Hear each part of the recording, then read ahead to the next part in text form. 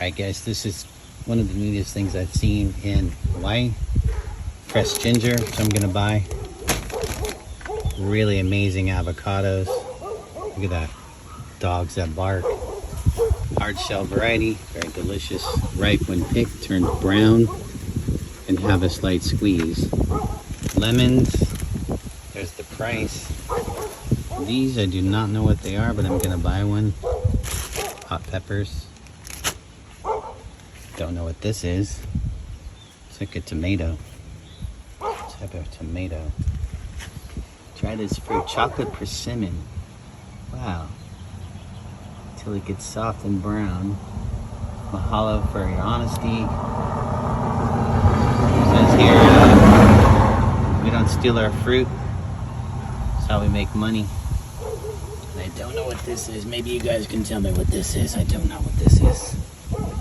Some kind of fruit. Alright, sweet. I finally found a tree. It took a while to find this fruit stand.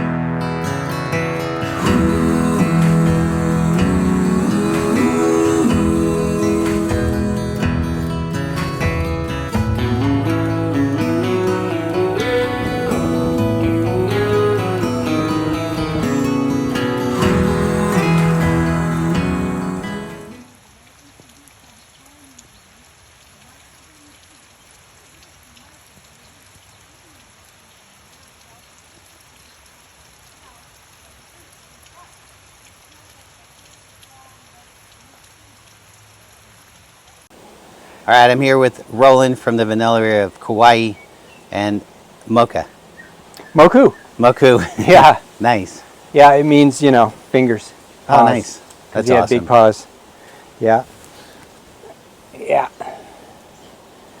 All right, so what do you got in this magical secret place? Well, this we call this place a homestead. We've been here for about 17 years. This land has been in my family since the 60s. Oh, nice. My grandparents, who retired to Hawaii, bought several pieces of property, but this was their favorite. They were country folk, and they really liked having a piece of land. They grew bananas and pineapples and stuff like that. But my wife and I have more of a background in community living. So we originally came from the Findhorn community, and we moved here looking for a place to live, close to nature. And so for us, the goal is to have the land support our lifestyle with nutritious foods and medicines, most of which we grow ourselves. But I'm quick to explain that we're not into self-sufficiency. We want to be part of the community. We depend on farmers to provide us with food. We don't try to provide all of our own food, but we do eat from the land every day. So the land is supporting our lifestyle significantly. That's great. Vanilla was something that just kind of emerged organically. My wife and I have a culinary background, so we're very interested in food and medicines, and we basically just planted everything we could get our hands on. And vanilla was one of those things. It did well. And when we finally figured out how to make the pods and all that stuff, our friends started asking us if we'd sell vanilla to them. And mostly it was just for us and just as a hobby. But then as it became clear that it worked well here, it was easy to do, we thought, well, maybe we should make a business out of it. That's great. So I bring people on tours. I was pretty reluctant to do that. I didn't really want to be distracted by that because really what I wanted to do is grow vanilla.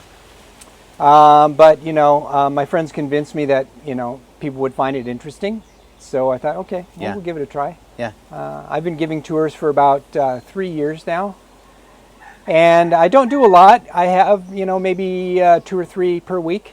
Try to keep it on the down low. But it's been really interesting to share what we do with people. Because people, everyone knows about vanilla. Everyone knows what vanilla is more or less, but they know nothing about the plant. They know nothing about what goes into making that particular spice. And, that's generally true for most of the foods that people eat. But vanilla seems particularly mysterious to people. So I really enjoy kind of peeling back the layers and kind of showing people like this is the plant, this is what it does. There's a lot that's unexpected about vanilla. Wow. And people are also surprised at how much labor goes into making vanilla. It's really extremely labor intensive. And so for us, it's kind of, it's something that works on a small scale for us. I don't think Hawaii is ever going to be like a major producer of vanilla, but on the other hand, we can definitely grow enough for, our local needs or for somebody who really wants to use local products. So the people who are buying our products are people who really want to buy local or want to buy directly from the farmer. Yeah. Yeah. That's great. So, yeah, and there's a huge market for it. People love vanilla. I sell out every year. I'm working on increasing production, and it's just, it's really just taking off.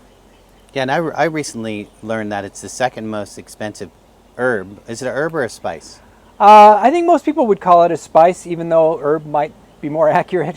But it's second in place to saffron. Yeah.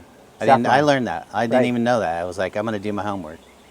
Yeah, saffron is ridiculously labor intensive. It's not something that can be grown here in Hawaii, but it's really just the pollen from a flower. Yeah, I saw that. So people are like collecting pollen. It's ridiculous. And it's only, I think, 2 inches off the ground. It's a very small Right. little plant. Yeah, it's definitely, that sounds like backbreaking work. So one of the appeals for vanilla for us, for my wife and I, is that, we're sort of like retired in the sense that we don't want to work as hard anymore. Yeah. I mean, I'm that way. yeah. Yeah. So you get this. Yeah. And so we thought, okay, so what can we do to like bring in a little income on the side that isn't a bunch of backbreaking labor? Because most agricultural work is actually pretty hard work. Right. But vanilla is a really gentle crop. There's a lot of work involved, but it's all pretty easy, mellow work. Yeah. So we really enjoy it. And as I mentioned, we're expanding, and vanilla is we expect vanilla to really be part of our life for a long time here. And you have a period during the year where you're just tired because you're up all the time, right? Working the vanilla, or is that just a misconception? I'm not sure I would say I'm tired. I would say I'm worked. Right. But springtime, so spring and late winter is really the busy season for vanilla. So the pods start ripening in January. So we're starting to harvest. Harvesting and curing is quite labor intensive. Yeah. And then in March, the flowers start to bloom. And so vanilla needs to be hand pollinated. So that adds an extra layer of work to our day. We have to go out there every day and find the flowers that have opened for that day and pollinate them. Wow. So it keeps you pretty busy. All of that simmers down right around, June. So I really got lucky coming here and picking the This is really the right time to come, although I have to say I don't have any open flowers to show you right now. There's plenty of flowering going on. Yeah. So you want to take a look at the vanillary? Yeah, let's do it. Okay. So here we have it. This is where almost all of our vanilla is grown. It's pretty small, 600 square feet. We started with 36 plants, and by now things have come along quite a ways. This was about 8 years ago that we planted this. So by now things are pretty mature. We've been selling commercially out of here for at least 4 years. It could be 5 years. So things are going pretty good. As you can see right now, we've got a lot of green bean in here. Yeah, I've never seen one. This is, we're in the harvest season. So basically what we're doing during the harvest season is we come in here several times a week and we seek out all of the ripe vanilla beans. You're really only picking the ripe vanilla beans, so it's an ongoing process. The harvest is an ongoing process. Look at that. That's a whole row of them, like right here. here. There's a lot going on. Does it usually go in 3 and 4s, or? Okay, so each one of these clumps is called a raceme, and it's typically going to be anywhere from 2 to 10 beans on each raceme. Oh, okay. And when the flowers bloom, you can see how it's going to form this raceme. You've got these are buds. This is a flowering bud here. And what's going to end up happening is when this matures is the flowers are going to open one at a time. Wow. And so as they open, we pollinate them, and then the beans start to form. So that raceme could have up to 10 because there's 10 pods, for example, or not? Yes, except for we don't pollinate every single one, because if we over pollinate, then we end up with too many small beans. Yeah, that's what I thought. Yeah. So there is a certain amount of looking at it and deciding whether or not to pollinate a particular flower. Yeah.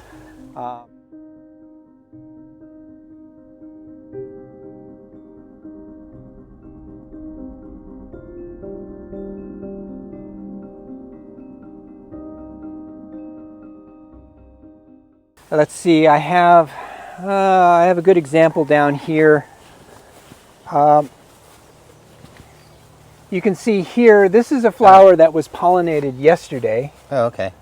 Now, do you use a toothpick or probably a special thing? We use a thorn. A toothpick is kind of too big. Okay. It's a really delicate process. As you can see, the flower is pretty small. Yeah. And so in order to pollinate it, we kind of pull back the petals and we get in there with a thorn, and you just move the pollen. You move a membrane out of the way and you close the pollen down onto the style, which is the receptor for the pollen, and the flower pollinates itself. Huh. So it's pretty simple. We don't have to like move pollen from one flower to another. We're just pollinating that one flower. So this is one that was pollinated a couple days ago. I can tell it was successful because it's hanging on to the flower. Oh. This is one that was pollinated maybe a couple of weeks ago, so you can see that the bean is starting to form here. This flower is going to bloom in maybe a few days. And you can see here that was one, there was a flower there, and this was not successfully pollinated. There's no flower hanging onto it there. I got you. And that's just going to drop off. Yeah. But that's okay. There's plenty of flowers. There's more than we need. So we don't worry too much about missed pollination. Now, vanilla is not an orchid. Vanilla is an orchid. Okay, that's what I was wondering. Yeah. So it's a member of an interesting family of orchids that grow as vines. And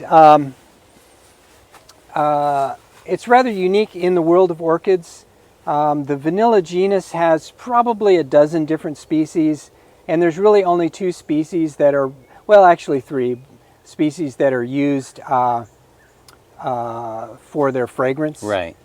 This is vanilla planifolia, otherwise known as bourbon vanilla. Oh, okay. The other type that people might be familiar with is Tahitian vanilla, which is Vanilla tahitensis. Yeah. And then there's a third type called vanilla pompona that you could say is more like a wild vanilla. Oh, okay. But that's also used in the fragrance That's trade. the one that they're doing sustainability, if I'm saying that right, or fair market trade in the Amazon. That lady's making, oh no, that's a different story. That's chocolate. Yes, and it I was grows going to up say and yes. it hangs. Yeah, I got it kind of confused. So yeah, and vanilla pompona isn't really widely traded. It's not a really widely known thing in general. I do sell it from time to time. My website, I have a correspondence with a grower in Peru. Oh, okay.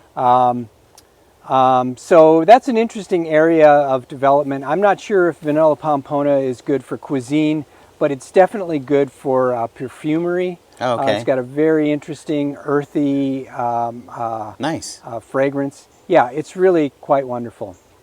So the vanilla we have here, this is bourbon vanilla, which is the most commonly grown type of vanilla.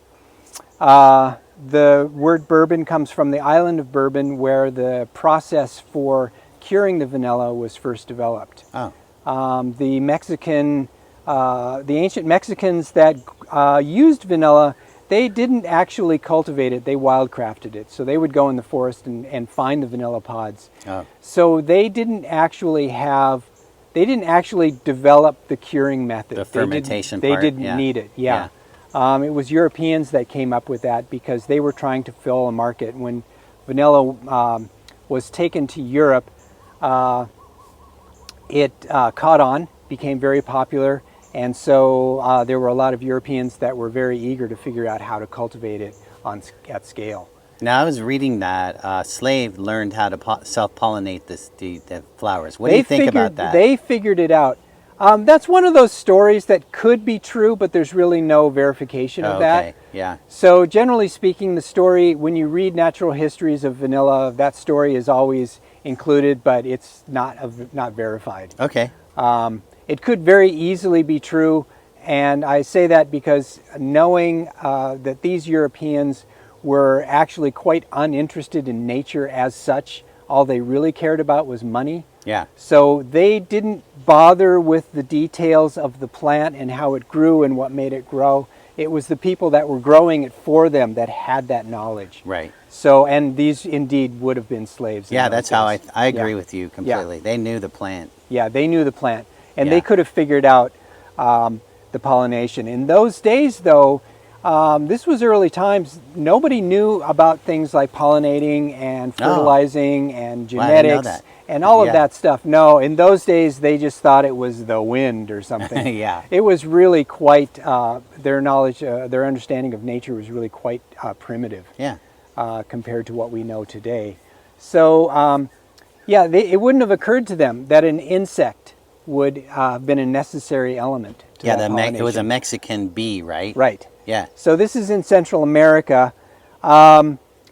In the Caribbean, where vanilla was first grown commercially, the pollinator does not exist there. So they weren't getting any pods until someone figured out how to Yeah. pollinate those flowers. So real quick, when you're self-pollinating, what do you, I guess the male and female is in there, they just don't, what are you doing? Evoking something out of the stemma, if I'm even saying Well, that what right? happens is you've got, the flower has this thing called a pollinia where the pollen is, and it has this another area on the column called the style. Right. The style is the pollen receptor. So that's the female part of the plant. Yeah. The pollinia is the male part of the plant. So between the two, there's this membrane called the rostellum. And that membrane prevents the flower from pollinating itself. Wow. And so basically what we do is we subvert that mechanism by moving that membrane out of the way, push the pollinia down onto the style, and that's it. It's pollinated. So if a natural pollination probably wouldn't self-pollinate. With a natural pollination, an insect would come with pollen already on its body, Right. and it would deposit the pollen, as is pretty typical for insect-pollinated plants. So when you're looking at it from a biological, if that's the right word, point of view, the plant never really evolved to say, hey, I don't need an insect, I'll self-pollinate myself, right? What is your thought on that? Okay, so most plants have mechanisms to ensure or to encourage genetic diversity. That's pretty common throughout nature. Plants in particular need to do that because they're not as selective about what other plants they interact with genetically. So in other words, any plant in the vanilla genus could probably pollinate any other plant in the vanilla genus. But so the way you avoid that if you're a plant is you are very specific about your pollinator. Oh, okay. So if you have a specific pollinator, if everybody has a specific pollinator, then the chances are pretty good that the pollen that is being brought to the flower is coming from a similar plant because it's the same insect. Okay. It's a protectionism, I guess. It's protection, but also it encourages genetic diversity, but not outcrossing. Okay, So in I other gotcha. words, you're going to get another vanilla plant, but it'll be slightly different. Okay. And evolutionarily speaking, possibly a better plant Yeah. or a better adapted plant. Yeah, it's putting, always has it's built a strong defense. Right. Okay. That's exactly true. So, and for a lot of human cultivated plants, we just work with a sterile clone. So these plants are all clones. Oh, So okay. they're all genetically identical, everything in here. With vanilla, that's not such a big problem. With plants like bananas, that's a huge problem. Bananas are constantly at risk because you have huge plantations of bananas where they're all genetically identical, and so one disease can actually wipe them out. Yeah, and they are in trouble. I was Yeah, watching they are. that. They're in Exactly. serious. I think someday we won't have bananas. Well, it's already happened once. The first type of banana that people were eating, the Gros Michel, is not grown anymore because it was wiped out, and that was replaced by the Cavendish, which is the banana we have now on the mainland. Here in Hawaii, of course, we have dozens of different bananas, so it's a whole different story. So with vanilla, we do have a lack of genetic diversity in here, and there is some vulnerability there, but vanilla plants aren't as susceptible to diseases as banana plants. That's great. Yeah. So I got confused because the ripening process of vanilla, and you'll have to correct me, is you put it in the sun for 3 or 4 hours, and then you tuck it away in a blanket for 3 weeks or something like that. Am I right?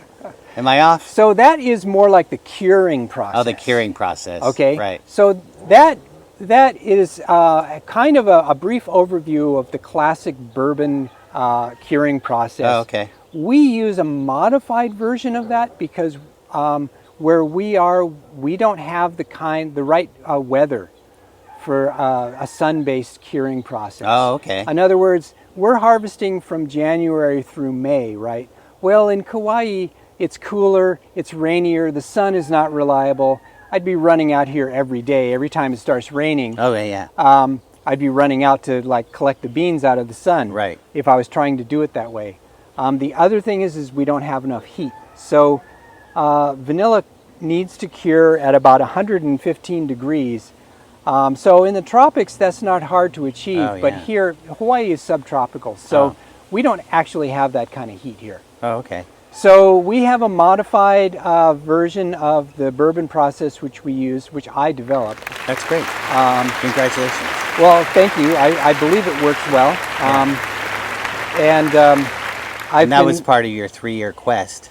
Well, certainly part of the quest, because when we first started growing vanilla, we just popped them into a dehydrator. Yeah. And you can do that, and you're going to get vanilla, but you're really not optimizing the flavor and the aroma with something that simple. The actual curing process, which I'm happy to go into, which is usually part of the tour, I go into the whole detail. Yeah.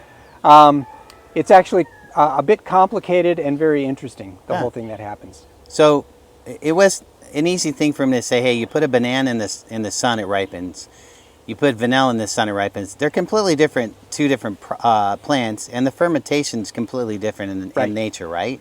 It's a completely different process, you're right. So vanilla will self-cure. For instance, if I didn't harvest the beans and just left them on there, they're going to turn brown and start to dry, and they're going to get fragrant.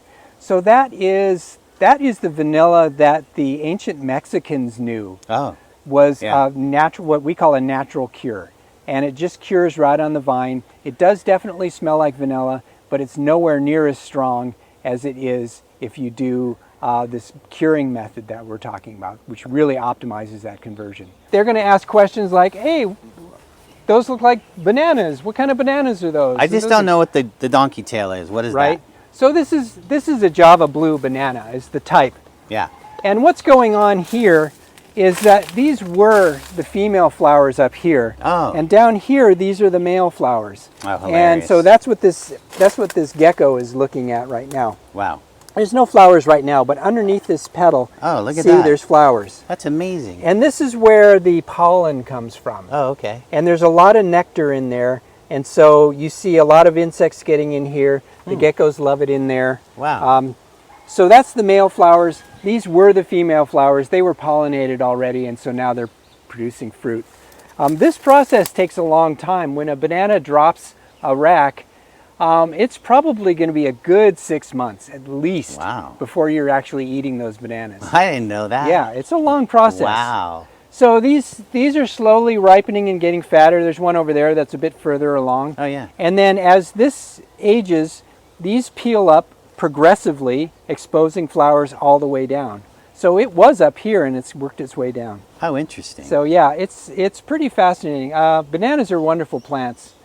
And this particular variety is also called ice cream banana. It's very fluffy and sweet, but it makes a really great cooking banana too. So you can harvest it green, like I could harvest bananas from that one there, Yeah. fry them up, and they're just delicious. Treat it like a plantain. Like a plantain, exactly. I do not know what that is. I'm guessing it's a mango? So this is a papaya. A papaya. Never And seen one. yeah, so a lot of people aren't familiar with the papaya. Papaya isn't really a true tree. It looks like a tree, but it's not. It's not going to live very long. This isn't actually wood. I could slice through this with a machete in one swipe. Wow. And so papayas, they grow fast. They only live for about 5 years. You're going to get fruit within the first year. So papayas are a fast transitory fruit. They're also highly susceptible to diseases. So we have a tendency to grow them until they get infected or infested, and then we cut them down and we just move on. We've got papayas popping up all over the place. Most of them are just coming up as random seedlings. Yeah. So this is not a specific variety of papaya. You can see over here we have a little thing going on. This is vanilla and black pepper growing together. You can see the black pepper. Interesting. The lighter leaf, yeah. Yeah, this is the black pepper vine there. And it'll start flowering for us soon and giving us pepper. Yeah, I've done some research on pepper. It pretty much was worth more than gold. Yes, absolutely. And part of the reason for that was that the Portuguese had a monopoly. Oh, yeah. So, and they drove the price up. So, you know, capitalism. Was it true that they used it to, because they didn't have ice, right? They preserved their meats by wrapping it in pepper? Well, spices in general were used to preserve meats, but by far the most important aspect of that kind of preservation is salt. Yeah, oh. Yeah. Yeah. So before ice came into the picture, salt was generally used to preserve meats and stuff. Yeah. So over here we have a nice little spread of Wow, growing pineapples. I've never seen a pineapple. You know, a lot of people haven't. That's crazy. They're familiar with the fruit, but they don't realize that this is what the plant looks like. And in fact, it's kind of cool. It even has little purple flowers on it when it's young. Wow. So a pineapple is a bromeliad, and people are often familiar with bromeliads because they grow them as houseplants. Huh. But I think they're just really beautiful plants. And when we grow them here, we're probably not going to get the big, fat, huge pineapple that you see. They're going to be smaller. More of an organic. Yeah. Yeah. We don't use a lot of fertilizers here. Yeah. And pineapples won't grow big without fertilizer. They're just super heavy feeders. And we're like, here, you can have some compost. Yeah. So, yeah, and they just do what they can with the compost. Wow. So, one thing I don't always show people, but I'm going to show you, is down here. Thank you. When we build the vanillary, we need to give the plants something to grow on. So for us, the best thing to use for that is bamboo. Yeah. And I've got some really impressive timber bamboo growing over here that we use for our vanilla columns. We also use it for other kinds of construction. You could build a house with this stuff if you wanted to. I have the 1 inch in my backyard. And it grows like crazy. This is a tropical timber awesome. Bamboo. Awesome. The species here is Bambusa oldhamii. Yeah. And it's a really excellent bamboo, super high quality. You would go in there, if you wanted to cut something to build with, you would go in there and find the oldest combs, because the oldest ones are going to be the hardest. They're going to have the least starch in them, and they're going to be the strongest combs. I didn't know that. You can see here, these are brand new combs. You can tell because of this powdery stuff. Yeah. That's actually yeast growing on the surface of the comb. But back in here, you're going to see more like algae and lichens and stuff growing. So that tells you that these are the older combs in here, like this one. That is a really nice piece of wood right there. Wow. So we harvest these and we use them mostly for our vanilla columns. But there's any number of things that we can do with this. This is a really amazing resource. Now we have the 1 inch. I'd cut it and you put it in the fire and we started having explosions. I'm like, what are you doing out there? Those things are lethal. That thing would probably knock your eye out. Yeah, man. you do not want to burn. No. No, because there's air trapped in these chambers. Yeah. And when that air expands, it's got to go somewhere. It was dangerous. Yeah, I can only no, imagine. But it's funny, related to that is it's pretty common to cure bamboo with fire. Oh. So once you harvest the culm, you would roast it over a fire, obviously not getting it hot enough to explode. But that creates a nice sheen on the outside, which protects it from insects. I have another one here, and then I've got some other smaller bamboo, smaller diameter bamboo, which we use for like tool handles and that kind of thing. So it's another thick-walled bamboo, but smaller diameter. And what is that tree right there, the one that's, I don't know, 2 feet around? That is royal palm. Oh, wow. And that's unbelievable. Purely ornamental. Yeah. That poor tree, unfortunately, is probably going to be killed by the bamboo. Oh, yeah. That tree is basically a weed. Wow. We've got several of them growing on the property, and they just kind of sprout up randomly. Crazy. So right here, this is avocado tree? Yeah, it's one of them. I've got probably about 12 different avocado trees on the property. Wow. And this one we don't actually really eat. The chickens eat it. Yeah. But it's not a good quality fruit. Huh. So a lot of avocados that are grown in Hawaii are what you call a volunteer. Oh, okay. So it's a seed that's sprouted, and so it's uncertain genetics. And sometimes they're quite good, but often they're not. Huh. This is one of the best avocados we have. You can see that it's flowering and small fruit is forming, but if you look deeper in the tree, you'll see that there's actually still fruit in there. Oh, wow. Different, Look at that. Awesome. Different varieties of avocado ripen at different times of the year. Huh. So we try to plant avocados such that we have avocados all year round. That's great. We haven't achieved that, but we're getting close.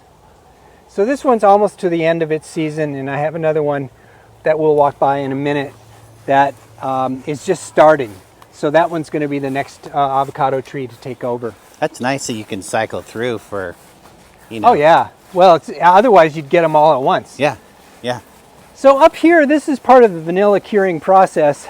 Wow. That's a drying rack up there. Yeah. So I'll explain the curing process in detail, but one of the stages of the curing process is air drying. So the beans go up there. It takes them about 10 weeks to dry up there. It's a very slow process, but we think that really furthers the flavor development of the bean. 10 weeks? Yeah, just to take it slow. Most of the flavor development happens earlier in the curing process, but this really finishes them. We leave them up there until they reach the moisture content that we're looking for, and then we take them down and wrap them and store them, and they're aged after that. Now, your vanilla probably doesn't smell like a perfume vanilla. That's my guess.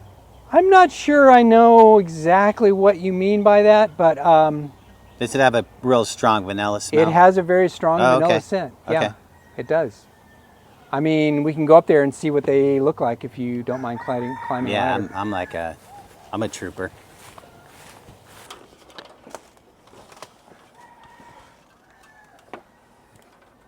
It's just beautiful. They of course keep that aroma, so we leave them here until they get dry enough to start aging them. And then I missed the part about the cookie. It smells like a cookie, huh? Yeah. Okay. I'm getting a big cookie vibe from these things. Well, you know, congrats on developing. It's a good job. I think 10 weeks, that just shows that you care about the plan and the craftsmanship. Yeah. And also that's just how long it takes, you know. I could speed that up if I wanted to, but I prefer to let things take their own time. Yeah. And that actually makes better use of my time too, because these beans are just sitting here. I come up here and check them a couple times a week, but this is basically working without me working. Yeah. Well, it's the sustainability part. Like it's just, Right. it's an outdoor oven. Right. It's great. Yeah. So, and this works pretty good. So I keep the sun off of it. I keep the rain off of it. So yeah, they're just basically it's just the airflow up here. And as you can tell, there's actually a good amount of airflow up here. That's great. Keeping things away from the ground is a good idea. The ground is where the moisture comes up at night. So these guys are actually drying all night long as well. And never a fungus issue? No, see, so now that, I do go into a little detail about that in the curing process, but a properly cured vanilla bean will not mold. Oh, wow. Yeah. Okay. That's good. The curing process does indeed protect the bean from mold. And they don't touch each other? Or can they touch each other. Oh, okay. Oh, yeah. Oh, yeah. It's very, it's very communal in there. Okay, awesome. And the Hawaiians used gourds for all kinds of things. It was their main storage that they used. Oh. They would dry it out, and it was hollow, and they also did all of their cooking in gourds. Oh, okay. So this is a Hawaiian ipe. These are actually pretty small. Oh. They can get, pretty large. But yeah, these are going to dry out, and then we'll use them as containers. Yeah. All right, what do we have here? Okay, so I usually point this out on the tour because it's something that most people haven't ever seen growing. But this is cardamom. Wow. And if you look closely, you'll see there's these green pods here. Yeah. And these pods ripen up, and then really they're just dried. So, you can see a bee is pollinating that flower right there. Yeah, look at that. That's so, cool. Cardamom produces That's a year-round. cardamom flower right there. That is cardamom flower. Oh, that is amazing. The bees love it. It produces year-round. Cardamom is also one of the expensive spices due to the fact that it's very labor-intensive. Cardamom is wildcrafted. There isn't any machine or anything that can harvest this. There's no... It's all hand-picked. Well, yeah, because you have to go in here and pick out the ones that are ripe. Unbelievable. And leave the ones that aren't ripe. And who's doing that? Probably somewhere in the... Okay, so most cardamom is grown in northern India. Oh, okay. Okay, so again, a place where Cheap there's labor. abundant cheap labor. Yeah. Exactly. Yeah. But for the interesting thing about cardamom is I would always suggest people buy cardamom because cardamom is one of the few crops that's actually, as I mentioned, it's wildcrafted. So it's a sustainably grown product. Yeah. And there's a lot of tribal people that derive their income from growing cardamom. Yeah. It hasn't been taken over by large corporations. That's great. So you're really, if you buy cardamom, you're pretty much directly supporting farmers when you do that. So I'm also a big fan of garam masala, Yeah. turmeric, Yeah. ashwagandha, Oh, yeah. and ginger. So I have a little batch of stuff I make. So I take my nutmeg, cinnamon, cardamom, I put it all in there and put it on cereal. But it is a daily part of my life usually. Yeah, that's really good. That's very healthy. A lot of people don't know this, but cardamom is a member of the ginger family. Oh. It is a type of ginger. Oh. If you look at the various different ginger plants, the ginger family is huge, by the way. Yeah. There's lots and lots of useful plants in the ginger family. Cardamom is one of them. Another one is galangal. If you've been to I don't know that. Thailand, Thai ginger, Oh, galangal. Yeah. I forget the Thai word for it. Ga, I think. Anyway, nevertheless, galangal is a very similar plant to this, only of course it's the root that gets used for galangal. Yeah. Cinnamon is a tree, but typically the way cinnamon is grown is you grow a tree, you cut it, and then the little twigs grow. Right. And then once those get to a certain height, you cut those, dry them, strip off the bark. That's your cinnamon. I have a cinnamon plant right over here. And you let them dry. You let the bark dry. Well, a little bit. Oh, okay. You're not fully drying it on the twig. Oh, okay. You let it dry a little bit, then you slice it off the twig, and then you let it dry fully. Huh. This is cinnamon. Wow, that's great. And cinnamon has a very distinctive leaf. Oh, okay. They look like little boats. And the leaf itself is very, very fragrant. Crush it. Yeah, it is. You can even chew on it. Oh. I love these. Oh, that's delicious. Right? That's delicious. It's Wow. not as strong as the bark, but it's definitely got plenty of cinnamon flavor. I love it. So real quick, I picked a coffee bean today off a coffee plant. Yeah. A black one? Yeah. It had a mild taste. You Yeah. can tell it needed to be, but I bet you, am I getting any caffeine out of that? You're probably getting a lot of caffeine out of it. Oh, okay. And in fact, the leaf of coffee, a lot of people don't know that, but if you really want a caffeine buzz, make a tea out of the coffee leaf. Yeah. It's so much caffeine in there. Wow. It's ridiculous. In fact, it's too much. Wow. So the coffee bean, yeah, there's a good amount of caffeine. There's, a fresh bean has a little bit of pulp on the outside, which is edible. Yeah. I don't think that has any caffeine in it, but the bean itself has quite a bit. Yeah. So I do have I picked a green and green, red, and then a black, but I chewed on the black, and it was pretty good. Yeah. Yeah. Awesome. I mean, we can be done if you want. No. Okay, this is Marashige. Yeah, this is a Murashiga. Okay, so as I mentioned, different avocados come in at different times of the year. This is our late season avocado. This is a very nice avocado, and I could start picking this now. The Charwell is just about done, so we're going to have this one. When this one is done, we won't have any avocados for a little while until the next tree comes in. This tree here, people who visit Hawaii know about this, but they've never seen the plant. So this is a macadamia nut tree. Wow. And very cool. we harvest the nuts from here and use them for our own purposes. This particular tree gave us about 50 pounds of nuts last year. Wow. So yeah, it's pretty good. You need to have a machine though. Yeah. That's Without a what I was machine, forget it. It's you way gotta too much shake work. it? No, not for harvesting, for processing the nuts. Oh, I see. Because you've got to get the husk off of there, and then the nut itself is in a super hard shell. Oh. Yeah, like English walnut. Yes, exactly. So Yeah. you need a special cracker to crack this. Regular nut cracker can't do it. So we have a friend who has a machine, and so we bring all the nuts over, and he processes them for us. And then How long does it take to do 50 pounds? I don't know, maybe Couple 10 days? minutes. Oh, 10 minutes. It's a wow. machine. Yeah. It just Wow. so yeah, And then all the shells are gone. It deshells it. yeah, takes Wow. the shell off, and then so then you've got nuts, which you can use to make. Typically, we would make nut milk or nut cheese with the Wow, mac nice. nuts, or just snack on them. Macadamia obviously. nut milk. Yeah. Yeah, because I'm all about the cashew milk and So macadamia Hemp nut milk. milk is delicious. Macadamia nuts make a wonderful mac nut butter. So we actually have another business that makes macadamia nut butters That's and great. chocolates. So, Yeah. but those are imported nuts. We don't use these nuts. yeah, These are our homestead nuts. that's great. Yeah.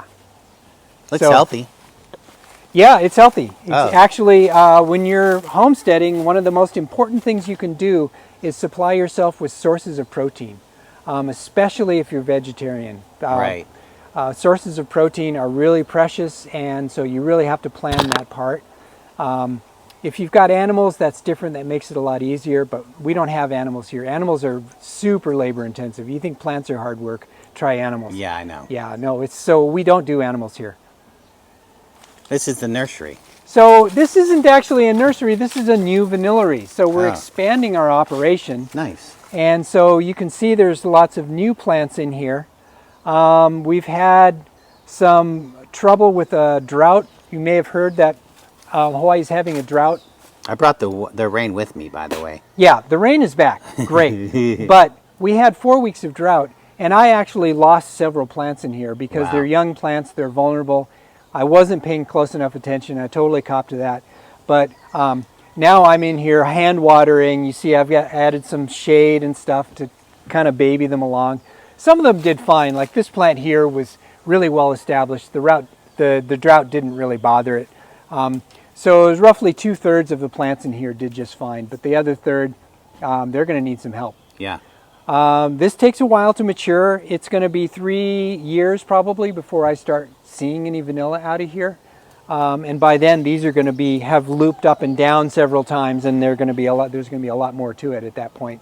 Now you cut a piece of it to start a new stalk, That's and then correct. it just ropes through like a vine. Right, that's Yeah. correct. Yeah. So to propagate it, we cut several feet of material from the growing tip. You can see this is a growing tip here. And then we just lay it on the ground and cover it with mulch Wow. and step back, let it grow. It's really pretty easy. We have ideal conditions here, so we don't have to worry too much about it. I mean, the drought notwithstanding. Yeah. But if it weren't for that, everything would just grow with very little intervention. Right. You can see we've got shade here. A lot of people ask about the shade. They want to know if it's to keep the birds out. It's really that vanilla is a forest plant. Yeah. It definitely doesn't want to be growing in full sun. It'll do it if you want it, if it has to, but it really wants a shaded environment. So this is like a 60% shade. So this provides a nice shaded environment and allows us to control the amount of light that the plants So get. it's like a cacao plant. It's a lot like cacao in that it wants some shade, but not too much. Right. So if you give it too much shade, it won't fruit. The same Right. is true with cacao. Oh. What was interesting was there's what, 13 varieties of cacao. Only one gives you chocolate, I understand. Okay, and so Is that I'm true? guessing that what you mean is there's 13 species in the Theobroma Yes. genus. Yes. That's true. But you know, there's lots of different kinds of cacao that yield edible plants. They're Right. just the edible fruits. But they're just not as famous or as actually, honestly, as good Right. as cacao. And Cacao is really the one. And vanilla seems to be the same way. There's, what'd you say, just a few types of vanilla, but Yeah, only there's one. two species of vanilla that are used for cuisine. That's vanilla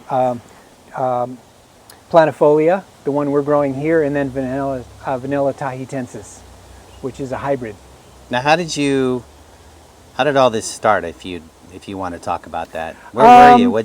So we've been living your here. parents. Yeah, so my grandparents originally bought this land. My grandparents lived here for years. My father lived here for years. And when my wife and I came here about 17 years ago, we brought some plants with us, and vanilla was one of the plants we brought. Basically, our goal was to just grow anything that we could. Right. And the things that did well, we would keep growing. The things that didn't go well, whatever. Yeah. So vanilla happened to do well. And of course, it was just a hobby for us. Right. We just grew it because we wanted some vanilla to work with. Yeah. But it did well. And eventually our friends were asking us to buy it. And next thing you know, we're like, well, you know, actually there could be a business in this. So yeah, we started the vanillary, as I mentioned before. That was about 7 years ago we planted that. And we've been selling vanilla commercially for about 5 years now. Yeah, I mean, I really admire and I compliment you for what you've done. Oh, Good thank job. you. Yeah, I appreciate it. Really? You know, Hawaii, and actually the rest of the world is getting to be this way too, is a place where, you know, unless you're pretty much well off to begin with, Right. you're going to need 3 or 4 income Yeah, streams. yeah. You know, Yeah. and part of it is diversification. Right. You know, when the tourists stopped coming, the business we had selling macadamia nut butter, it tanked. It completely tanked. Wow. Because we were depending so much on tourist money for that business. Yeah. But we had other businesses. I have an online a code development business that I write code and sell code. So that's completely decoupled from the whole like tourist thing. So yeah, it's important to think in terms of, okay, we live in a world where there's constant change and a lot of it's unpredictable. You want to be able to rely on a diverse Yes. selection of sources. Yeah, and that was And- me. Like, I retired and, you know, it was like, well, are you done? I'm like, yeah, I'm done. But then my body was like, no, you need to storytell. You need to get out there and do stuff. Right. So so something came in and said, no, you've got something to do. Yeah. Yeah. And I've never been more passionate about something, and it's all brand new. Oh, that's great. But I thank you for the interview. I'm happy to give it. You know, Yeah. our story is not dissimilar because what really drives us is our passion. Right. You know, it's not like how much money am I going to make today? Because if I thought about that, I probably wouldn't even get out of bed. Yeah. People were like, oh, so you think you're going to get rich on YouTube? And I said, actually, it's a tax deduction to travel now. Right. So that's not, even if Yeah. I don't even get one subscriber, now I get to Right. write off everything. I did Yeah. a bunch of food reviews yesterday, and I'm getting people that want me to tell their story. It's just fascinating. I'm branching off, and it's really rewarding. And I never thought, well, I can make that much money. Now, if I ever make a bunch of money, it'd be nice to be able to help. Hey, you helped me do this. Let me Right. give you this. That Sure. would be like a dream come true. Right. You know? So I don't know. We'll see where it goes. But Yeah, well, this you was great. got to start where you are, and you know, if you're passionate about it, Yeah. that'll carry you through. Yeah, no matter what it is. Yeah. Absolutely. As long as you can live on it. Right. Okay. Okay. What's going on? So what I want to show you here is vanilla growing in the wild. Wow. So this is vanilla that we planted. This is the first vanilla plant that we planted. We put it on a tree, and now you can see this vanilla is just doing what it wants to do. Look at that. It's way up in the crown of that tree. It's all over the place up there. It's in the crown of this tree here. It's all over the place. So Wow. vanilla, it really just wants to climb up as high in the tree as it can get and just grow up there. That's amazing. So one vine, what do you call it? Not a vine, it's a what'd you call It's it? a vine. Oh, Yeah. one vine is 60 feet long. Yeah, so it's growing up and down and up and down. It's branching. Wow. You can see here, this is also a really good demonstration of vanilla's feeder roots. Oh, So nice. these roots are coming from the vine up there. Wow. And vanilla is, the feeder roots are an extremely important part of the vanilla plant because it's a fast growing plant and needs lots of moisture and nutrients. These feeder roots are really the key to getting vanilla to do well. So you can see them here in the vanillary. They're harder to see, but if you look underneath the plants, you'll see them. The roots go along the surface. They don't penetrate the soil. They just go along the surface. And what is this beautiful tree? This is lychee. So we have... The fruit. Yes. Oh, wow. So we have... Rambutan, right? Like 12 lychee. Rambutan is a relative of the lychee. Oh, okay. So there's a whole group of trees called the soapberries. And soapberries. Okay. So you have lychee, you have rambutan, and you have longan. Oh. Longans are also widely sold as a fruit. They're eaten as a snack. I personally think lychee are the best of them. The lychee is a red fruit with like a scaly skin on it, but inside it's a deliciously succulent white fruit. Yeah, I love them. I've had them in Thailand. Oh, right. So if you've ever had one, you're just like, this is one of the best. And then I had soap. If you say it again at the park. Soapberry? It was white with a black. Rambutan. It was a white berry. I mean a white with a green fleshy, outside. No, it was white flesh with a black seed.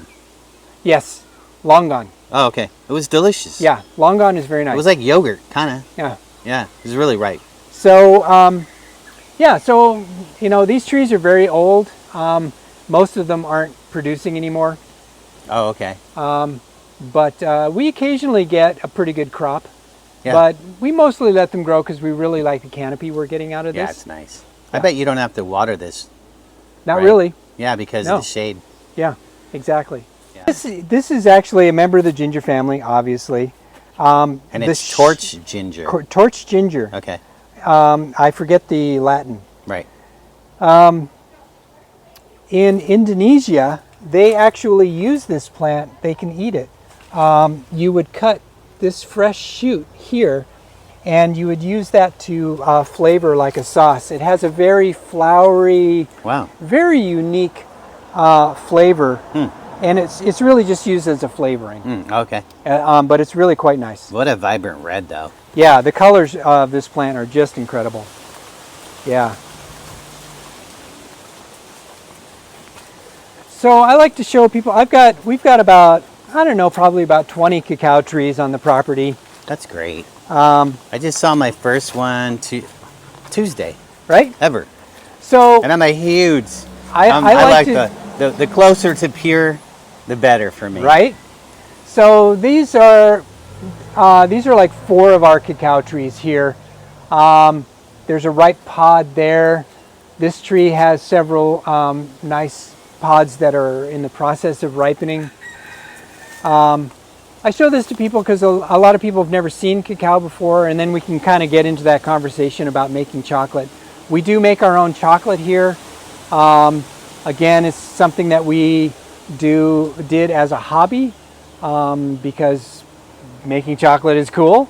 But I do actually package it and sell it now. Oh, so nice. when people come through for tours, I offer them chocolate, and you know, people are interested. People like chocolate. Yeah. So Do you actually use a machine or do you hand fold it? I use a machine. Okay. What is that process called? I forgot. It depends on which stage you're talking about. But After you crush the seeds and you have to fold it and actually to make the chocolate. So the technique we use is a lot closer to the European chocolate making technique, where we grind the beans in a melanger, which is like a stone grinding machine. And so the machine serves two purposes. First of all, it grinds everything super fine. And then the second thing is it oxidizes the chocolate, and it's called conching, Right. which is the process of, it's kind of like, it brings the flavors together. Yeah. Yeah. It actually produces the chocolate flavor. Pretty much. I mean, there's every stage along the way is going to contribute to the flavor in one way or another. Right. So first you have the chocolate variety. There's lots of different varieties of chocolate, and they all have different flavor spectrums.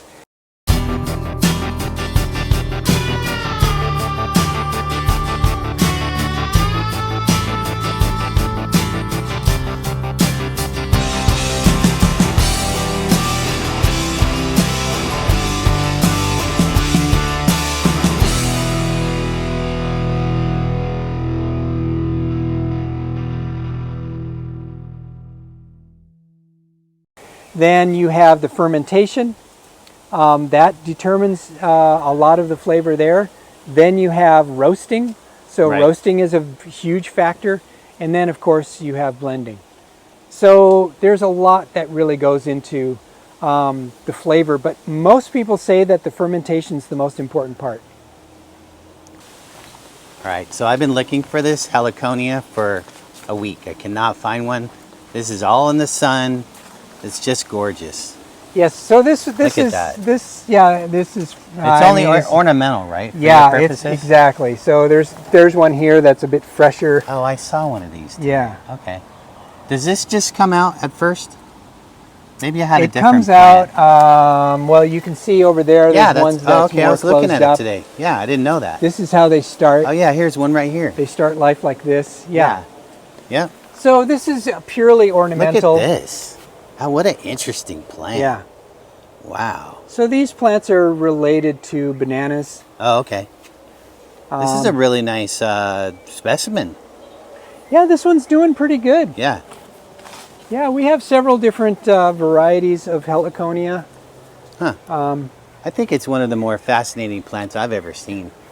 Yeah, I mean the flowers are just amazing. Just the And- fact that it's so, it's just so vertically matrixed. It's Yeah. crazy. Yeah.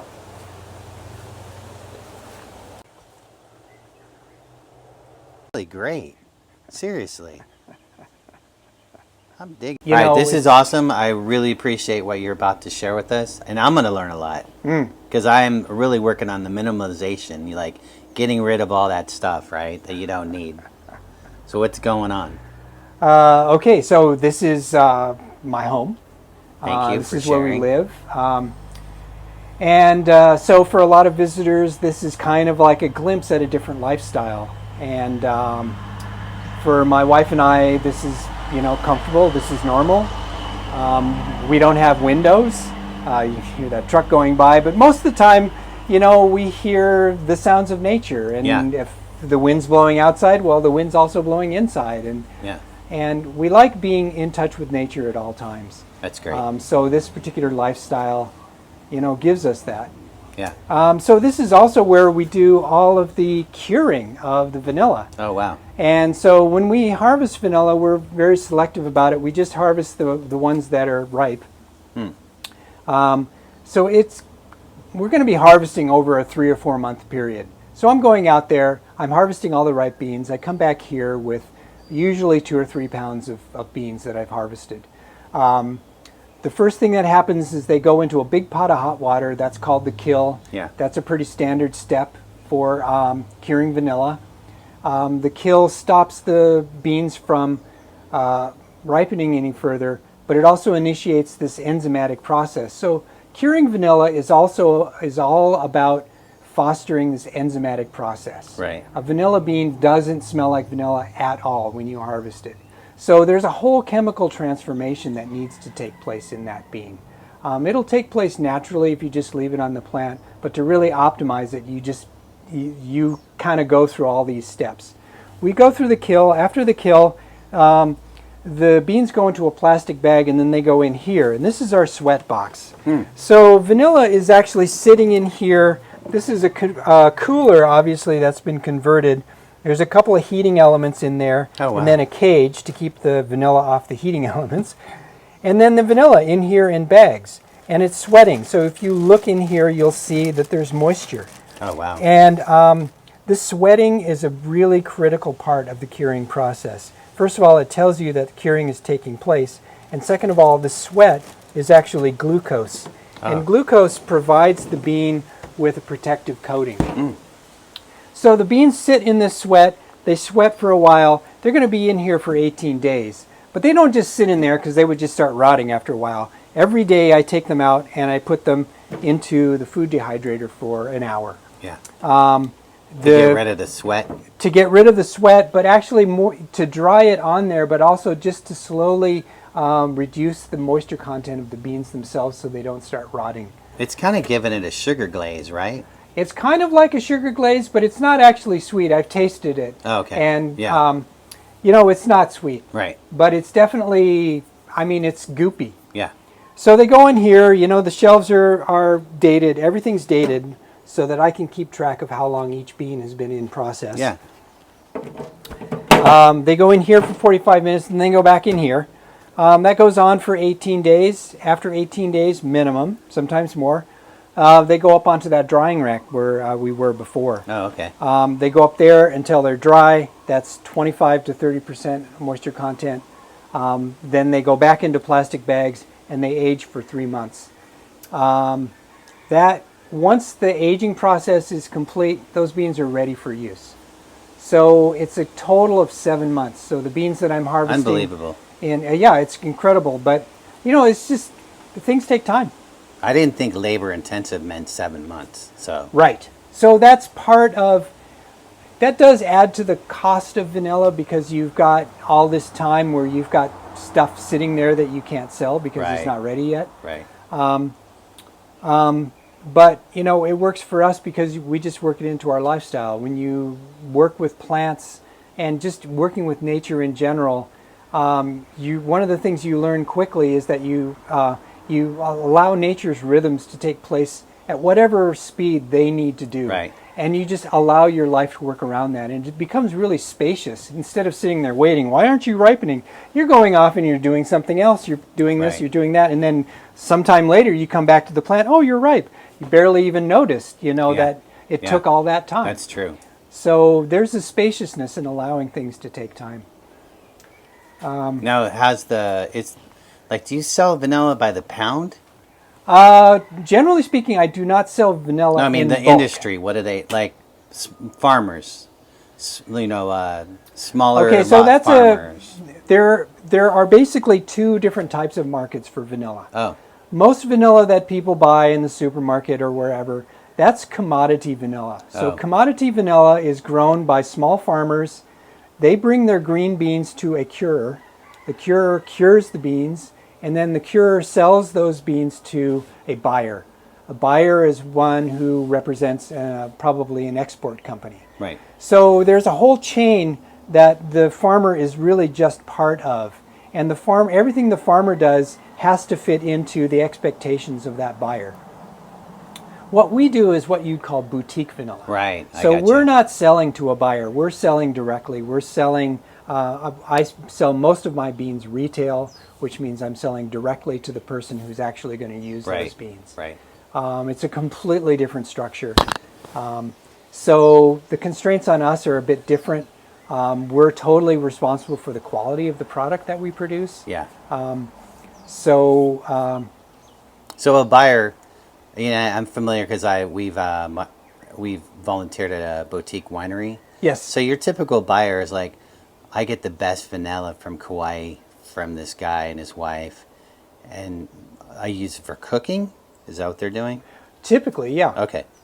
And their cookies are going to be way better than the green beans that are fast forwarded through the process. I hope so. I think that honestly, a lot of the appeal of buying local or buying directly from the farmer, some of that is quality, but some of it is also ethics. Some of Right. it is like, I'd rather give my money directly to a farmer Right. than to give it to someone who's, the farmer's like the fifth guy down the chain. Right. Right. Especially when there's not fair market exchange on Right. third world Exactly. issues. Yeah. So, we are honestly privileged to be able to grow vanilla in Hawaii and sell it directly. Yeah. This is not something that could be done at scale. If I were to go, well, let's plant 10 acres of vanilla, I would just lose my shirt because it just doesn't make sense. Yeah. You must be like the most Western Hemisphere grower. Okay, so You got some stat in your head. I know. Seattle. I mean, Kauai is noted for being the westernmost part of the United States, of course. Yeah, so I guess that's probably true. Yeah. Yeah. What's the next grower from you going east or going west? Going west, Indonesia. So actually, Oh, okay. quite a bit of vanilla Yeah. is grown in Indonesia. That's quite a bit of Yeah. space. Yeah, that's a long way. Yeah. It's another 3,000 or 4,000 miles. Yeah. Yeah. So vanilla is also grown in the South Pacific, but that's way down. Yeah. Like Vanuatu, for instance, is a major producer. In Hawaii, most vanilla growers are running agritourism businesses, honestly. I am one of the few that's actually growing vanilla as vanilla. Right. We do agritourism, but it's a sideline for us. It's not really our reason for being. It's really more like we do it because it's fun. I like to get the word out. Yeah. And honestly, it is a sales channel. Yeah. But generally speaking, we're here to grow vanilla. That's Awesome. our purpose. All right. Well, I'll put all the information for people on my page. You guys look below and please support. Yeah, as long as people, the one thing that sometimes happens is people just show up at my door. No. And Yeah. partly, I won't put that in yeah, there. I want them to make an appointment because Yeah. we're busy, and I really don't like saying no to people. Right. I want to appreciate welcome it. them. I want to show them around. I don't like saying, sorry, I'm too busy for you. Yeah. Yeah. It was an excellent. I appreciate the time you spent with me. It's I'm high happy quality. to do it. So I've got some, this is some grade, not that one. These are grade B beans here, grade A. I have very little vanilla right now. The tour I had this morning really kind of bought pretty heavily. Yeah, that's great. They do. So this is some vanilla extract that we make.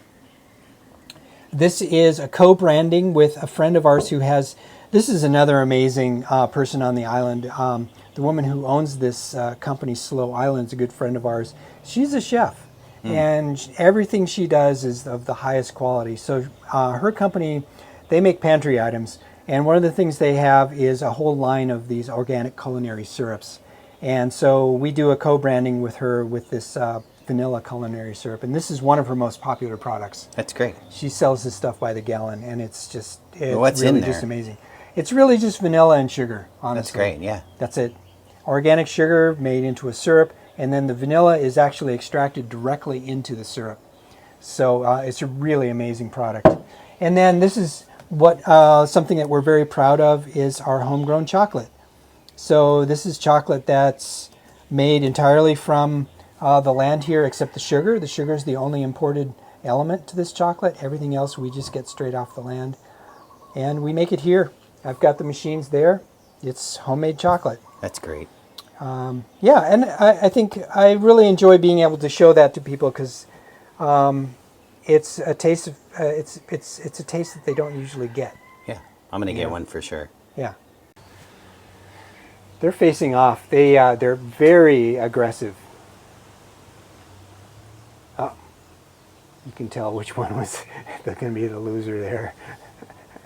I'm not going to go after him.